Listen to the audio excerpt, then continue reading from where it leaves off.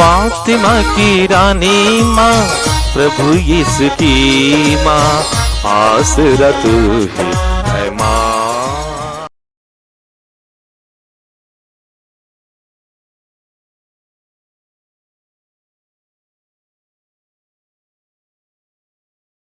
पहला पाठ इफिसियों के नाम संत पौलुस का पत्र, अध्याय 6, पद संख्याएं 10 से 20 तक। आप लोग प्रभु से और उसके अपार सामर्थ्य से बल ग्रहण करें। आप ईश्वर के अस्त्र शस्त्र धारण करें, जिससे आप शैतान की धूर्तता का सामना करने में समर्थ हों, क्योंकि हमें निरे मनुष्य नहीं बल्कि इस अंधकारमय संसार के अधिपतियों, अधिकारियों तथा शासकों से और आकाश के दुष्ट आत्माओं से संघर्ष करना पड़ता है। इसलिए आप ईश्वर के अस्त्र शस्त्र धारण करें, जिससे आप दुर्दिन में शत्रु का सामना करने में समर्थ हों और अंत तक अपना कर्तव्य पूरा कर विजय प्राप्त करें। आप सत्य का कमरबंद कसकर, धार्मिकता का कवच धारण कर और शांति सुसमाचार के उत्साह के जूते पहनकर खड़े हो जाएं। साथ विश्वास की ढाल धारण किए रहें। उससे आप दुष्ट के सब अग्निमय बाण बुझा सकते हैं। इसके अतिरिक्त मुक्ति का टोप पहन लें और आत्मा की तलवार अर्थात ईश्वर का वचन ग्रहण करें। आप लोग हर समय आत्मा में सब प्रकार की प्रार्थना तथा निवेदन करते रहें। आप लोग जागते रहें और सब संतों के लिए निरंतर विनती करते रहें। आप मेरे लिए भी विनती करें, जिससे बोलते समय मुझे शब्द दिए जाएं और मैं निर्भीकता से सुसमाचार का रहस्य घोषित कर सकूं, जिस सुसमाचार का मैं बेड़ियों से बंधा हुआ राजदूत हूँ। आप विनती करें, जिससे मैं निर्भीकता से सुसमाचार का प्रचार कर सकूं, जैसा कि मेरा कर्तव्य है। प्रभु की वाणी।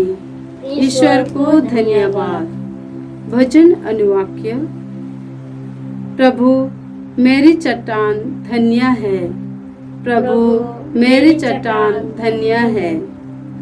प्रभु मेरी चट्टान धन्य है। वह मेरे हाथों को युद्ध का और मेरी उंगलियों को समर का प्रशिक्षण देता है। अनुवाक्य।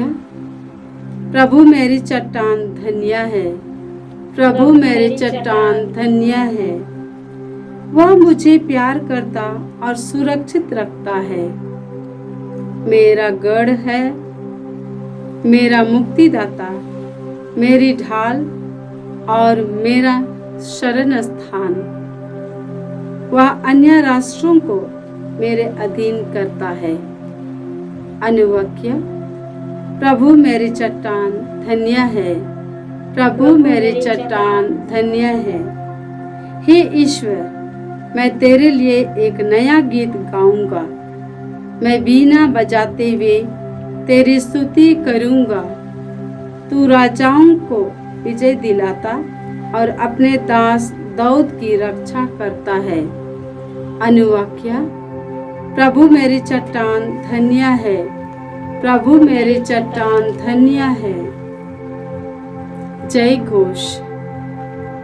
हालेलुया। धन्य है वह राजा जो प्रभु के नाम पर आते हैं। सर्वोच्च स्वर्ग में ईश्वर की महिमा हो और पृथ्वी पर उसके कृपा पात्रों को शांति मिले। हालेलुया। प्रभु आप लोगों के साथ हो और आपकी आत्मा के साथ। संत लूकस के अनुसार प्रभु यीशु ख्रिस्त का पवित्र सुसमाचार। हे प्रभु तेरी महिमा हो। अध्याय 13 पद संख्याएं 31 से 35। उस समय कुछ फरीसियों ने आकर यीशु से कहा, विदा लीजिए और यहाँ से चले जाइए, क्योंकि हेरोद आपको मार डालना चाहता है। यीशु ने उनसे कहा,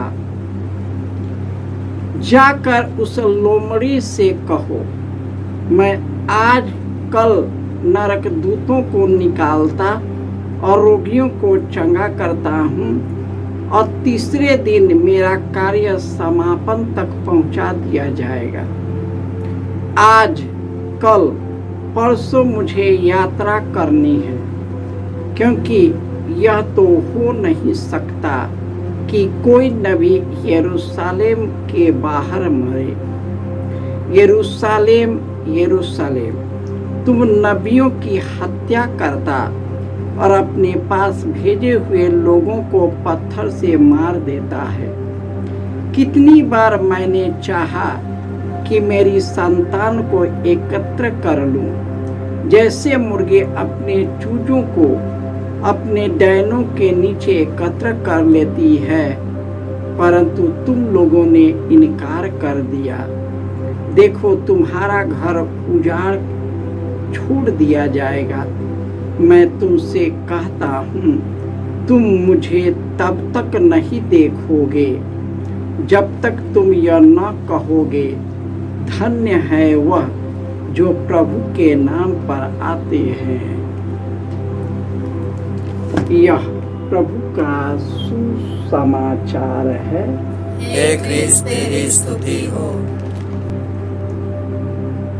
ख्रिस्त में प्यारे भाइयों और बहनों, प्रभु ही मेरी चट्टान है, वही मेरा गढ़ है, वही मेरा शक्तिशाली उद्धारकर्ता है। इसलिए मैं नहीं डरता, क्योंकि वह मुझे प्यार करता है। वह मुझे सुरक्षित रखता है। वही मेरा शरण स्थान है। वही मुझे विजय दिलाता है और मेरी रक्षा करता है। इसलिए हमें इसी अस्त्र शस्त्र की जरूरत है, और वह अस्त्र शस्त्र ईश्वर है। क्योंकि मुझे हमें संसार की धूर्तता के सामना नहीं करना पड़ता, केवल नीरे मनुष्य से नहीं, परंतु अंधकार में संसार के अधिपतियों, अधिकारियों, शासकों और आकाश के दुष्ट आत्माओं से संघर्ष करना पड़ता। इसलिए ईश्वर के अस्त्र शस्त्र धारण करें, ताकि हम उनको अपने जीवन में एक करके उनकी की सहायता से हम इस दुनिया के पाप पर विजय प्राप्त करें, क्योंकि प्रभु ही मेरा बल है।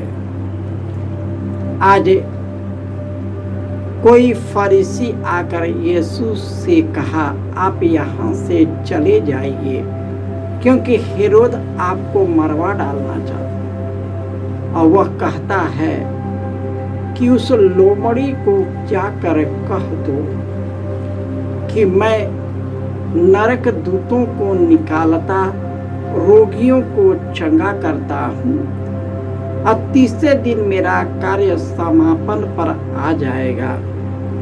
परंतु मनुष्य को क्या लाभ है यदि वह सच्चाई को मारता है। मैंने कितना ही चाहा कि मैं अपने लोगों को सुरक्षित रखूं। जिस प्रकार मुर्गी अपने चूजों को अपने डैनों के नीचे एकत्र करता है, उसी प्रकार मैं अपने लोगों को सुरक्षित रखूं। परंतु देखो, उसने मेरा तिरस्कार किया, उसने मुझे त्याग दिया और उसने मुझे कुकर्मों का शिकार बना दिया।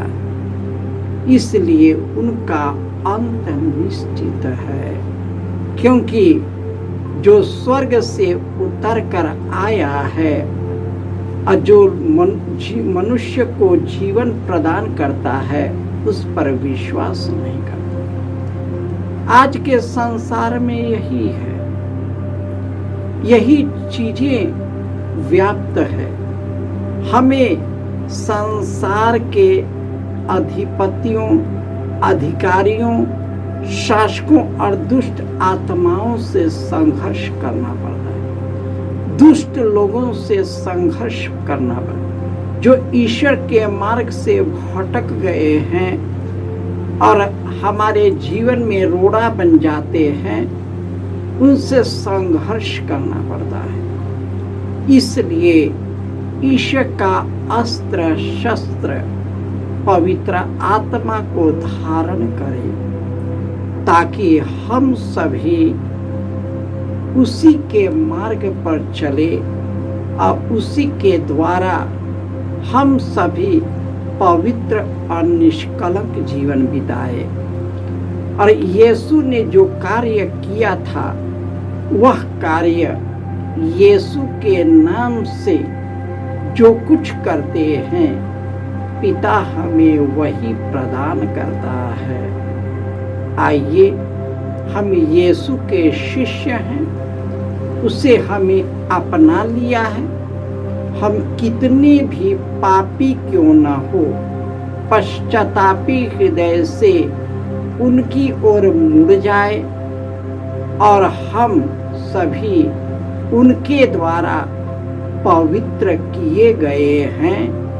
वह हमें स्वर्गीय सुख और आनंद से भर देगा। जय यीशु।